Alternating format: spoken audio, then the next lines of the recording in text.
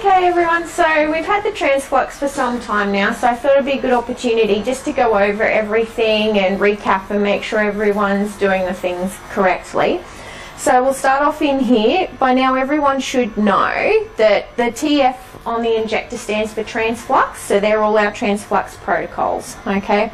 So you can go through them all. We've got quite a few different types of protocols on here now, depending on size of patient, what type of study you're doing, whether you're doing an arterial study or just a normal sort of oncology scan or something like that. We've got some separate chest injections. Okay, if we're scanning a chest, we don't need as big a bolus of contrast, so we've done some appropriately sized contrast there. Over the other side, we've got a couple extra ones there, just in case the TRANSFLUX goes down, okay? If the TRANSFLUX does go down, you can still use these. It just simply means that all you'd have to do is, if you're not using, let's say, for example, we're doing an oncology cap, if we're not using a dual syringe, then all you'd need to do is delete that one and then just change this back to your normal contrast if you're using 300 strength or 350 strength, okay? So we do have on here a TRANSFLUX fill protocol, which you can use when you're drawing up for the first time of the day. So it's 200 mils, which will draw straight out of your 500 ml saline bag and your 200 ml contrast bottle. People get a little bit concerned that it's going to draw air through the line. It won't, because it's actually drawing the first part of air through the line. So it doesn't actually draw the whole 200 mils out of the bottle. So you're more than fine to use the fill protocol when you're first setting up for the day. Okay. Now this is the other important piece of information, our little sticker here, which tells us when the TRANSFLUX was set up, the date and time, and then the date and time it needs to come down and be changed. So the TRANSFLUX setup is good for 12 hours, okay? It also needs to be initialed off by 2 people. That's just to double check, like we do for everything with our 3Cs, our patients, our contrast questionnaires, just to make sure that, you know, everything's checked, we're all good to go, okay? So just making sure we change this every time we change the TRANSFLUX, and that the times match between what's here and what's on the actual injector inside. Shall we head inside? Ready? Okay, so I'm going to start by taking this one down so that I make sure everyone's doing it the right way. Okay, so it's simple like you do anything else. The only important things we need to be aware of are the spikes that go into this part here, okay? So all of this, straight in the bin. These ones, we need to close the clamps, okay? Bottle can go in the bin. Close the clamp. Rest of the saline down the sink. So these ones here, we actually need to cut these off. So I usually just cut from above where I've clamped. That goes straight in the bin. Spikes in the sharps, okay? That's important. Like all our other sharps, they can't go into the general waste, otherwise we're going to get in trouble. Something might happen to one of the cleaners if it pierces through the bag or something like that. So it's part of our workplace health and safety policy, all that sort of thing, that the sharps don't go in the normal waste, okay? Let me just wash my hands.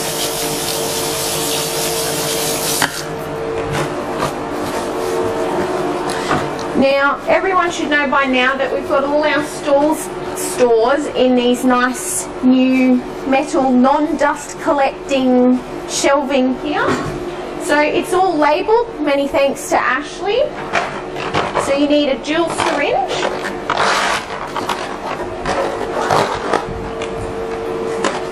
All we need out of the dual syringe packet are just the syringes. Everything else can go in the bin. Now we need a TRANSFLUX Duo packet. So unfortunately we're still getting mix of these lines. So one batch has the yellow line on the contrast, one batch still has the green and the blue. Okay, so it's a little bit frustrating because every time I think they've sorted us out, we get an old batch again. But anyway, it's just something to be mindful of. Obviously, yellow is what we started off with. So yellow goes to the contrast side. If we've got the other ones, they're really good because they actually match the colour of the injector. So green contrast, blue saline. Okay, so hopefully they'll get their things sorted out and we'll just get green and blue, but for now you just have to keep an eye on it, sort of thing. So this can be the fun part for everyone, is getting your lines sorted out. I don't mind how you attach these to here. Everybody has different preferences. Things work better for different people. So whether you like to pull your syringes off and twist them on, you then just need to make sure that the right side is going on the correct side of the injector. Okay, so it's just caps off.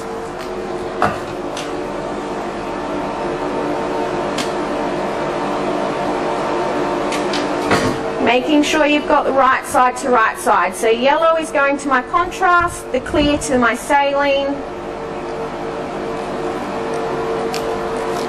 Now these don't have to be ridiculously tight. If you're using your muscles and you screw it on too much, you can actually screw off the little bit on the inside of your syringe, okay, which can cause it to leak and things like that.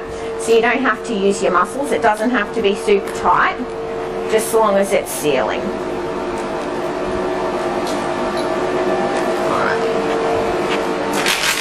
So we need a bag of saline and a bag of contrast, preferably out of the warmer. On your saline bag, they should have a little slit in the top of your bag, which generally works. If you grab that slit, tear straight down.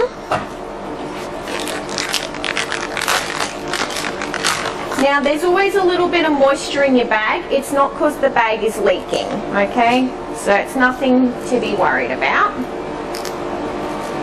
So you got two little ends. This end we ignore because that's when people are injecting other items into the saline bag. So we want the little blue one. Twist the top off.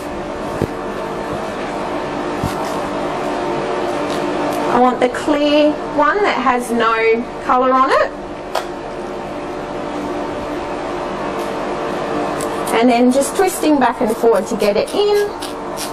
You want to make sure you get it right up to the little line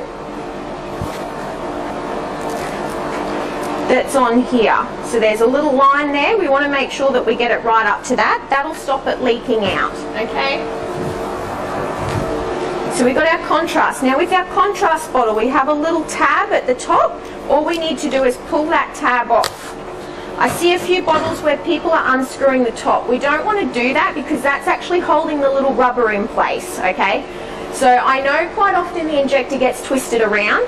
So if the top is off, we could potentially pull the whole rubber out. We're going to end up with a whole bottle of contrast on the floor. Not so good, okay?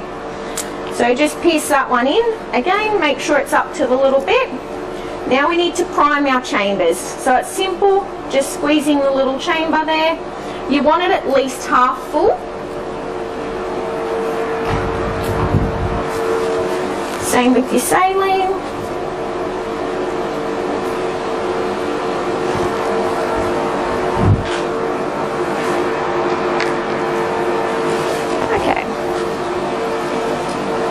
So I'm going to make sure we've got contrast, yellow line in my contrast, going to my contrast syringe.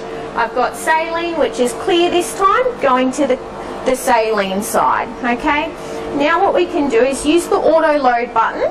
So we just push that. If this happens and you don't get a light, you can see here it says 9. So all it means is that it hasn't actually wound up into the syringe properly. So if you wind it up and you get a 0, then you should get both flash lines, okay? So then all you need to do is push both. That should start drawing it up.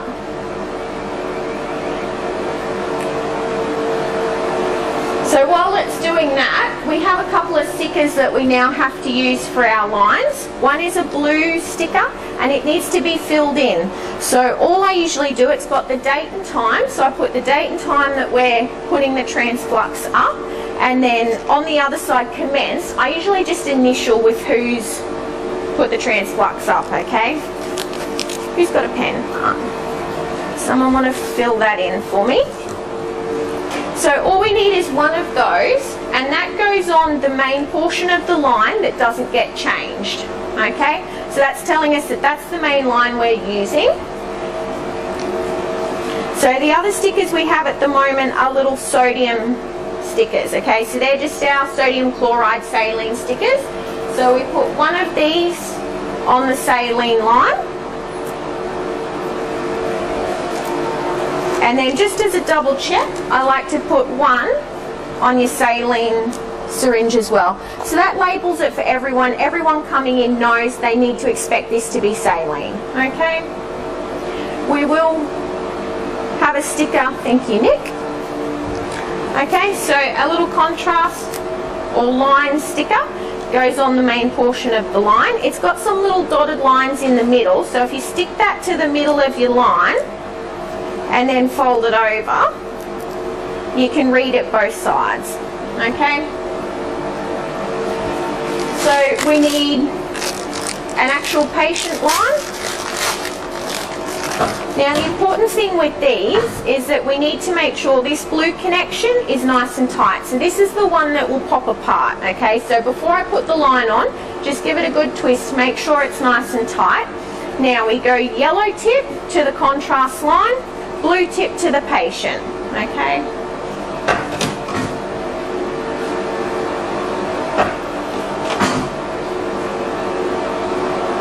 Now this one doesn't need to be tight. This one self-tightens while it injects, okay? So if you use your muscles with this one, then you're going to need the alligator clips to try and get it undone unless you've got someone with ridiculous finger strength.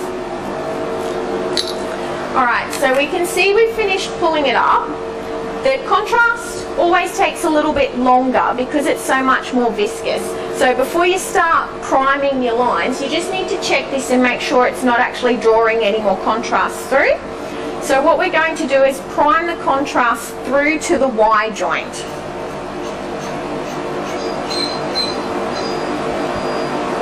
Like so. Now we're going to prime the saline through. So it's just like when we used to use a double syringe for our angio studies.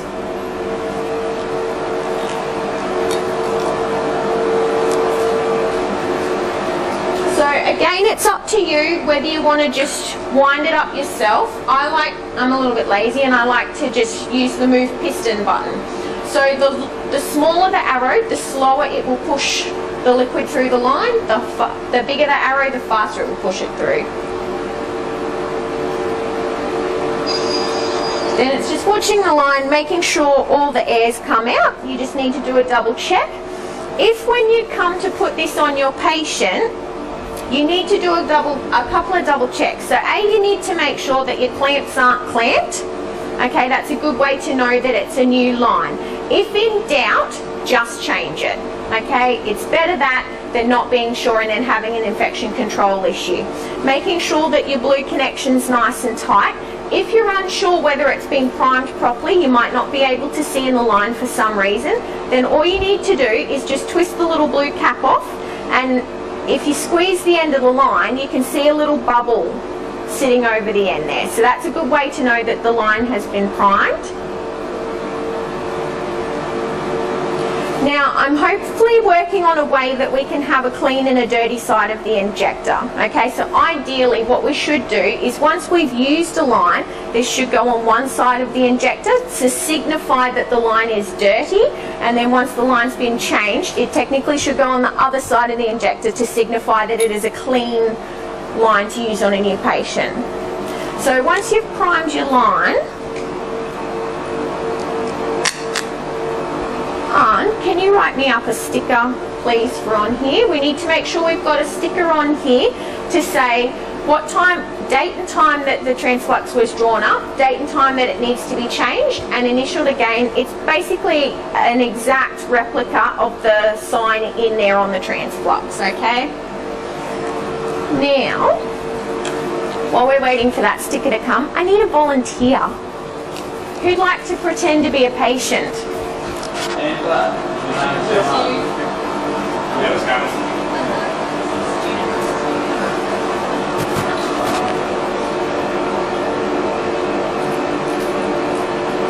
hooked myself in. Have a lay down for me, Dan.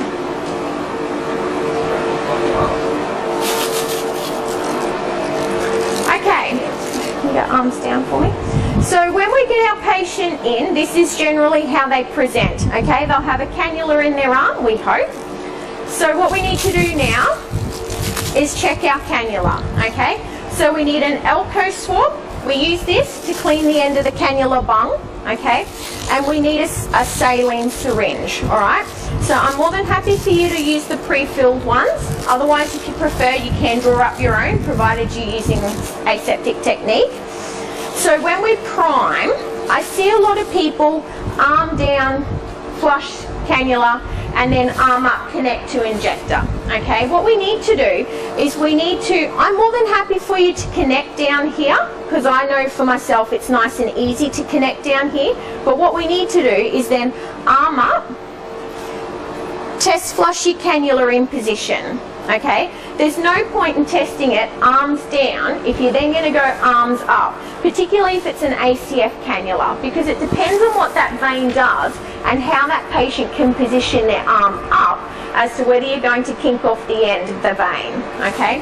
So arm up, test flush your cannula, make sure it feels good, make sure you've got no leaks at your cannula site, okay? You want to flush it fairly well, because you know yourself, we're going to be injecting it generally at least 5 mils for saline, 3 mils for contrast if we're not doing an angio study, okay? Okay. So we've test flushed our cannula in position. Now we want to hook up, okay? So we're making sure we've got a good clean line, clamps are open, we know we're good to go, we know the line is primed. So we're going to blue tip off and connect to the cannula, okay? Now if you can still hook it through their fingers like that if it's going to sit nicely. If it's not, okay, then just use some tape and tape it into position, all right? These lines are a lot shorter than the ones we used to have, the long twirly lines, okay? So they're not as forgiving if we get really tight. If you need to do like a long leg angio and your patient can't go arms up, then you can double this line, okay? So you can use 2 patient lines. Just got to be really careful when you come to take it off that you're taking it off from the second portion of the line, okay? So we would prime our injector. We need to double check the injection that we're giving matches the protocol that we need, okay? Then we're going to prime and we're going to do our test injection from in here. So what we want to do is just rest our hand over where the cannula is going. We don't want to push down really tight, because if you're over the end of the cannula, you can actually be causing an occlusion there just by you squeezing their arm really tight. Okay, so it's not a matter of doing that. It's just a matter of resting your fingers just to see if you can feel the flow, okay? If it's a really deep cannula, you're probably not going to feel anything. The other important thing to do though is just to watch your line, okay? You'll notice that there's no leak. You want to make sure there's no leak at the side of your cannula either, okay? Once we've done the test injection, if there's nobody in the console room to double check what your pressure is, you need to walk out and check for yourself, okay? But hopefully you've got a friend in there who's keeping an eye on the rate of the injection and they can give you the thumbs up to say you're all good to go, okay? Now, at the moment, with the issue with the scanner cutting off your injection, it's quite easy to check if you've forgotten, okay? Because it'll actually come up, and if you hit the little graft button on the injector, that will show you your graft there, so you know if you're good or not. It's pretty good because if it's going to pressure out, it's nice and loud. We can generally hear it from in here, okay? Otherwise, hopefully your friend will yell out and say, whoa, that was no good, all right? Now, with our bungs that we're using,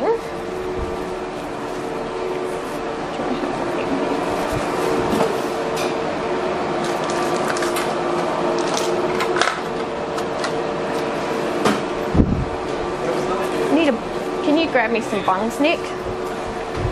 So at the moment, we've got a bit of a manufacturing, it's not an issue so much as just some differences in the manufacturing of the way the cannula bungs are made and the way the end of this is made. So sometimes the little nub in here is not as long as other times. Sometimes the end of the cannula needs to be depressed further than what this is, okay?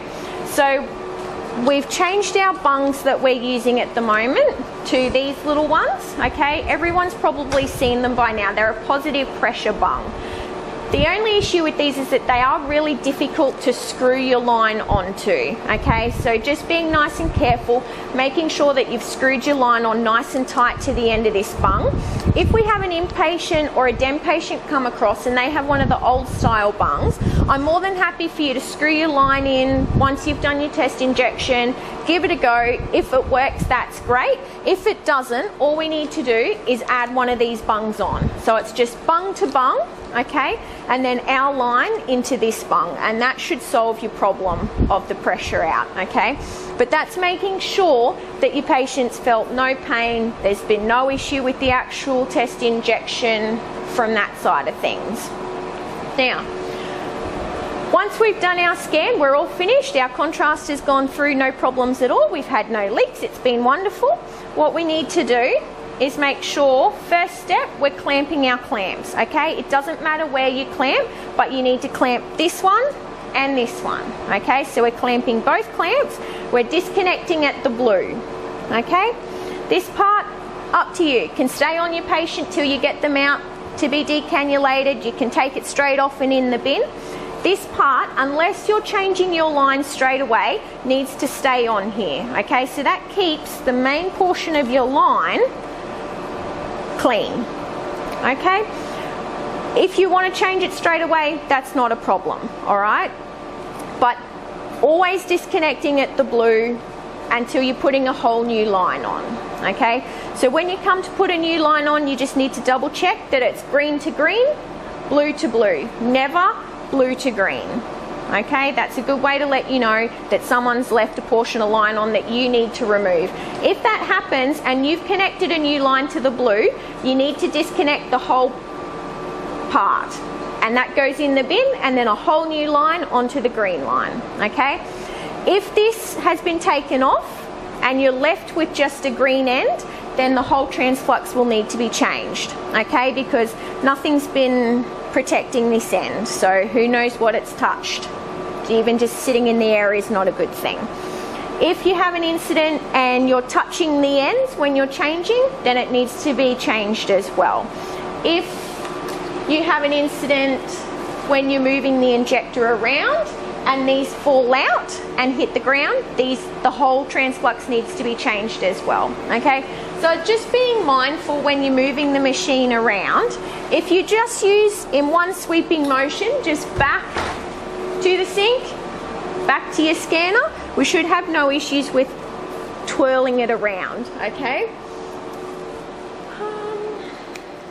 Let's get you out of here, Dan.